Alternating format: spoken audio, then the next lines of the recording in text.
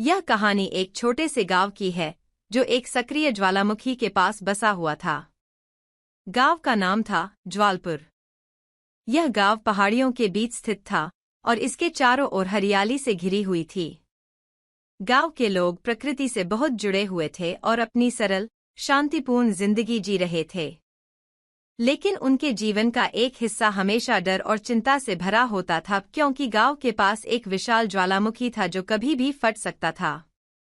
गांव के बुजुर्गों का मानना था कि यह ज्वालामुखी एक देवता का निवास था, जिसे वे ज्वालेश्वर के नाम से पूजते थे। हर साल गांव में एक बड़ा उत्सव मनाया जाता था, जिसमें सभी गांववासी मिलकर ज्वालेश्वर की पूजा करते और उनसे प्रार्थना करते कि वे कभी क्रोधित न हों। ज्वालामुखी से निकलने वाली हल्की हल्की धुएं की लहरें उन्हें हमेशा याद दिलाती थी कि यह शांति क्षणिक हो सकती है। गांव के लोग बड़े मेहनती थे। वे खेती-बाड़ी करते, पशुपालन करते और एक दूसरे की मदद करते थे।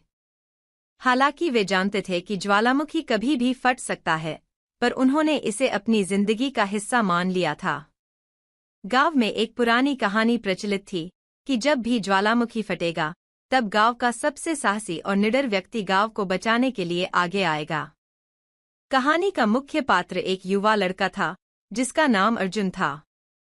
वह अपने माता-पिता के साथ गांव में रहता था और गांव का सबसे बुद्धिमान और बहादुर लड़का माना जाता था। अर्जुन को बचपन से ही ज्वालामुखी की ओर एक अजीब खिंचाव महसूस होता था। वह अक्सर ज्वालामुखी के पास जाकर घंटों बैठा रहता और उसकी धधकती लहरों को देखता। एक दिन गांव के आसमान में गहरे काले बादल छा गए और जमीन हिलने लगी। लोग घबराकर अपने घरों से बाहर निकल आए।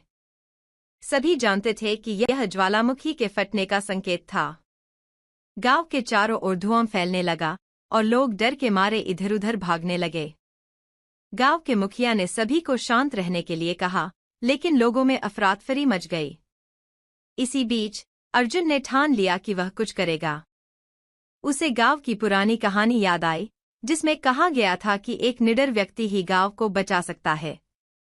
उसने बिना किसी से कुछ कहे ज्वालामुखी की ओर जाने का निश्चय किया। वह तेजी से पहाड़ी की ओर बढ़ा। जब वह ज्वालामुखी के करीब पहुंचा, तो उसने देखा कि ज्वालामुखी का मुहाना और भी भयंकर रूप धारण कर चुका था। लावा उबल रहा था और बड़ी-बड़ी चट्टानें आसमान में उछल रही थीं। लेकिन अर्जुन डरा नहीं।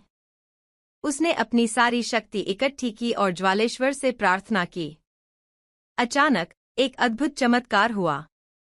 ज्वालामुखी शांत होने लगा। आसमान के काले बादल छंट गए और चारों ओर की धरती स्थिर हो गई। अर्जुन को ऐसा लगा जैसे उसकी प्रार्थना सुनी गई हो। गांव के लोग पहाड़ी के नीचे से यह दृश्य देख रहे थे।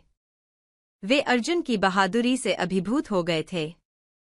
जब अर्जुन गांव लौटा, तो सभी ने उसका स्वागत किया। गांव के बुजुर्गों ने उसे गांव का रक्षक मान लिया। अब गांव वाले ज्वालामुखी से डरने के बजाय उसे अपना संरक्षक मानने लगे।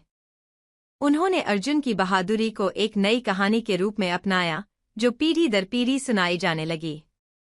इस प्रकार अर्जुन की हिम्मत और विश्वास ने न केवल गांव को विनाश से बचाया, बल्कि गांव के लोगों में एक नई उम्मीद और आस्था भी जगा दी। ज्वालपुर गांव फिर से शांति और समृद्धि से भर गया और ज्वालामुखी की गाथा हमेशा के लिए उनकी संस्कृति का हिस्सा बन गई।